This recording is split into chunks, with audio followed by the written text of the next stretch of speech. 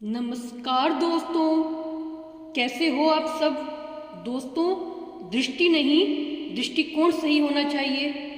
तो इस बात को और भी गहराई से समझते हैं इस कहानी के माध्यम से, जिसका नाम है दृष्टिकोण क्या बदला, जीवन ही बदल गया।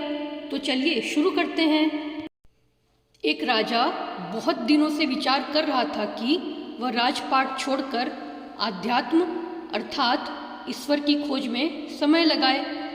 राजा ने इस बारे में बहुत सोचा और फिर अपने गुरु को अपनी समस्याएं बताते हुए कहा कि उसे राज्य का कोई योग्य वारिस नहीं मिल पाया है।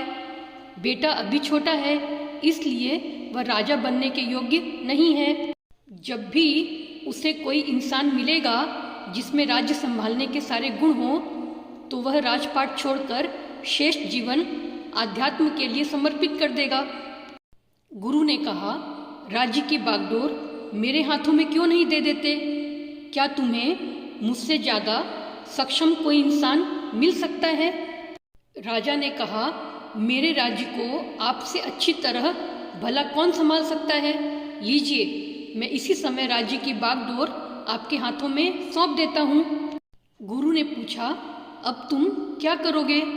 राजा बोला, मैं राज्य के खजाने से थोड़े पैसे ले लूँगा, जिससे मेरा बाकी का जीवन चल जाए। गुरु ने कहा, मगर अब खजाना तो मेरा है, मैं तुम्हें एक पैसे भी लेने नहीं दूंगा। राजा बोला, फिर ठीक है, मैं कहीं छोटी मोटी नौकरी कर लूँगा, उससे जो भी मिलेगा गुजारा कर लूँगा। गुरु ने कहा, अगर तुम्हें काम ही करना है तो मेरे यहाँ एक नौकरी खाली है, क्या तुम मेरे यहाँ नौकरी करना चाहोगे? राजा बोला, कोई भी नौकरी हो, मैं करने को तैयार हूँ। गुरु ने कहा, मेरे यहाँ राजा की नौकरी खाली है, मैं चाहता हूँ कि तुम मेरे लिए यह नौकरी करो और हर महीने राज्य के खजाने से अपनी तनख्वाह लेते रहना। एक वर्ष बाद गुरु ने वापस लौटकर देखा कि राजा बहुत खुश था। अब तो दोनों ही काम हो रहे थे। जिस आध्यात्म के लिए राजपाट छोड़ना चाहता था वह भी चल रहा था और राज्य संभालने का काम भी अच्छी तरह से चल रहा था। अब उसे कोई चिंता नहीं थी। इस कहानी से समझ में आएगा कि वास्तव में क्या परिवर्तन हुआ। कुछ भी तो नहीं, राज्य वही, राजा वही, काम वही, केवल दृष्टिकोण बदल गया है।